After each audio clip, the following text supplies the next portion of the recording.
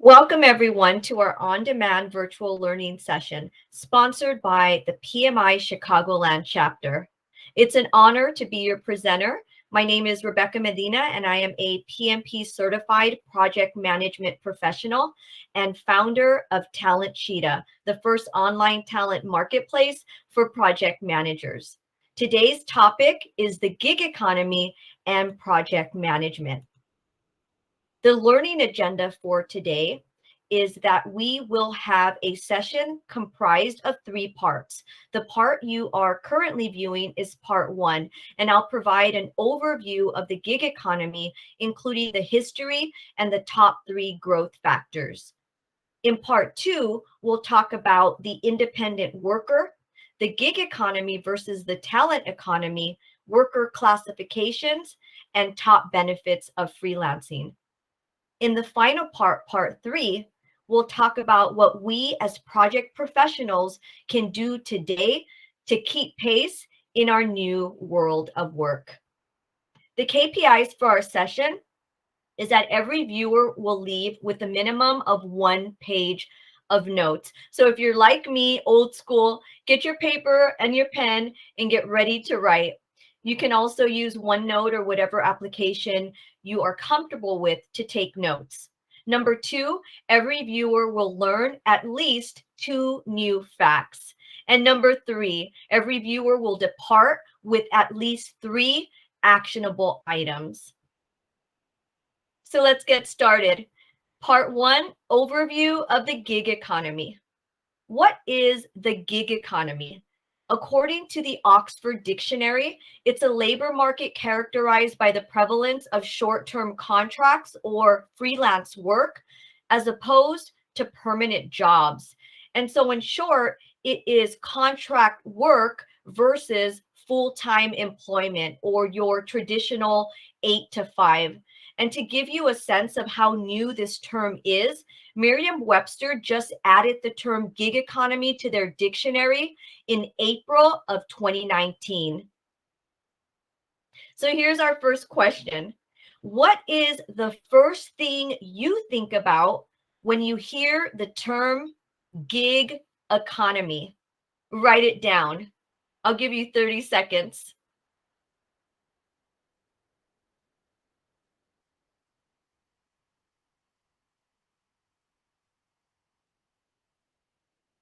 When we deliver this session live, oftentimes responses will include Uber, Lyft, Airbnb, DoorDash, uncertainty, unpredictability, low pay. What was your answer? You may be surprised to know that the term gig and the term gig work, they're not new. In fact, they can be traced back over 100 years to the jazz industry. Jazz artists would refer to their one-off performances at a jazz club as a gig, and gig work became synonymous with any short-term assignment. This term is still used in the music industry today. An artist may say, I have a gig at the Shoreline Theater. And here in the spirit of jazz, on the left-hand side, you'll see Mamie Smith. She was the first African-American woman to make a vocal blues recording in the 1920s. And on the right side, you'll see a smooth jazz artist. She had a popular song in the 80s called Smooth Operator, along with many other hits. Do you know who she is? I'll let you Google that one. Moving on from the era of Mamie Smith in the 1920s into the 1940s, historically what was taking place is that many American men were called away to serve in World War II. And in the 1940s, this created a huge gap for employers because men were called away and these positions were left open. In order to address the temporary gap, Cali services and manpower and staffing agencies became popular in this decade, and the goal was to serve as a stopgap But what we found, or what they found, even after the return of the men from war, is that there was a true need for temporary talent within the American workforce. And Cali Services and Manpower are still around today.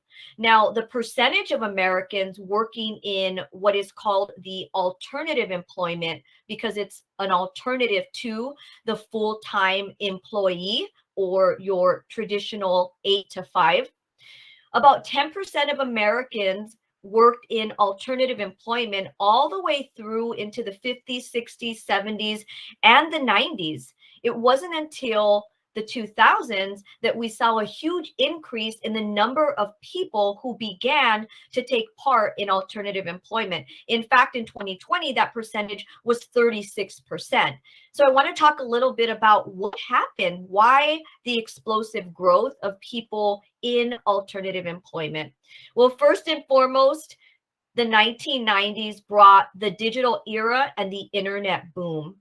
The internet revolutionized the way that we communicate. And you'll see in this picture, and I'm going to date myself here, but I do remember sitting behind a desktop in the 1990s and using dial-up to get into chat rooms or to keep up with friends around the world. Now, the limitation of the internet during this era is that you had to be physically behind your computer. You were tethered to your computer. There was a distance limitation, but it did open doors for mass communication.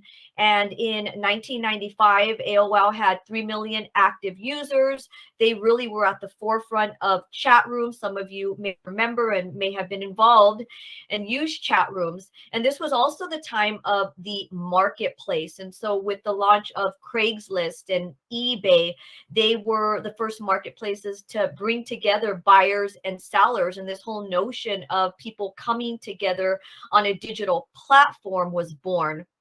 But it really wasn't until the mobile device era of the 2000s that we saw explosive growth in talent marketplaces, or marketplaces meant to bring together buyers and sellers. Why? Because with the advent of mobile devices such as smartphones and tablets, people literally had internet in their pocket.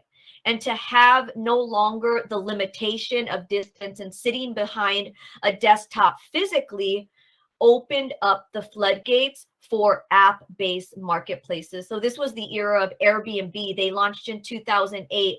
They were a $38 billion company in 2018. They're now over $100 billion company. And in 2009 is when the term gig economy was coined by journalist Tina Brown. And in 2010, Uber launched and they completely disrupted the taxi industry. In short, we are in the fourth industrial revolution. The first industrial revolution was in the 1700s with steam. And in the 1800s, we saw the invention of electricity, and that really allowed us to move forward into the third industrial revolution, which has been this century, and it has been focused on computing, desktops, and now today, welcome to the fourth industrial revolution, where we are living in an ever connected world. We're now going to discuss the top 3 factors that contributed to the gig economy growth, and we touched upon them in our previous slides. Number 1, internet use. So if you take a look at the graph here from Pew Research, we see that in 2000, roughly 50% of Americans use the internet. And you'll see that progressively over time, this percentage has increased. In 2020, greater than 93% of the American population used the internet. In short, everyone is using the internet. And secondly, if we take a look at the second factor, people are using the internet by leveraging their mobile devices, their smartphones, and their tablets. So if you take a look at this graph from Statista, January of 2021, as of January of 2021, mobile internet users represent 90% of active internet users nationwide. So if someone is accessing the internet, they're usually doing so using their mobile device.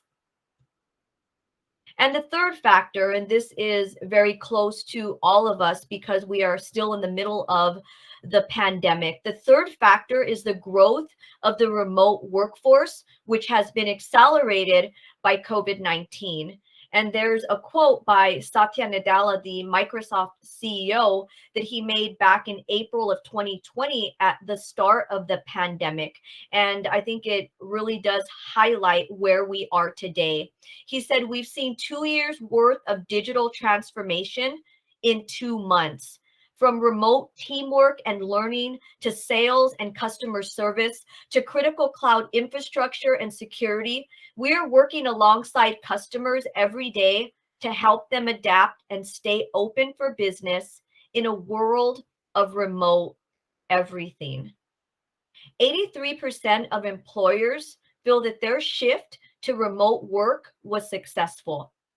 41% of employees indicate that they will continue to work remote post COVID-19. During the height of the pandemic, 42% of the US workforce was working from home full time, such that Nicholas Bloom, the Stanford economist, dubbed a new term the working from home economy. Work from home doubled since 2011. And the final nail in the coffin was when the Salesforce chief people officer recently announced that the 9 to 5 workday is dead. Remote work is here to stay. A few additional factors that I'd like to mention that didn't make the top 3 include the rapid pace of technology. Organizations must build products and services quickly to remain competitive. And just to give you an idea of how quickly technology is changing, when I put together these slides a couple of months ago, the iPhone 12 was out and popular. And now, only a few months later, we have the iPhone 13. So that's just one example of the rapid pace of technology and how businesses must keep up. And the final one that I'd like to review, the final factor, is the composition of the American workforce. By 2025, millennials will comprise 75% of the global workforce. And if you take a look at this Pew Research Center graph, you'll see that in 2015, the percentage of millennials in the American workforce surpassed both Gen Xers and baby boomers. Millennials became the dominant percentage in the American workforce, and they value flexibility and freedom over pay. Let's move on to our second quiz question. How long on average does a millennial employee in the United States remain with their employer? Write down your guess. I'll give you 30 seconds.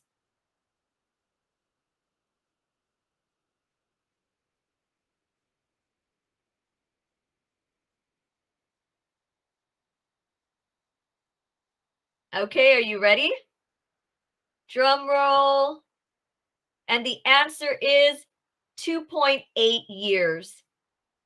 And that is in contrast to baby boomers who stay with their employer for 3 times that duration at nearly 10 years, and Gen Xers who remain with their employers for an average of 7.5 years. So indeed, there is a generational difference. Everyone, the future of work is our current reality.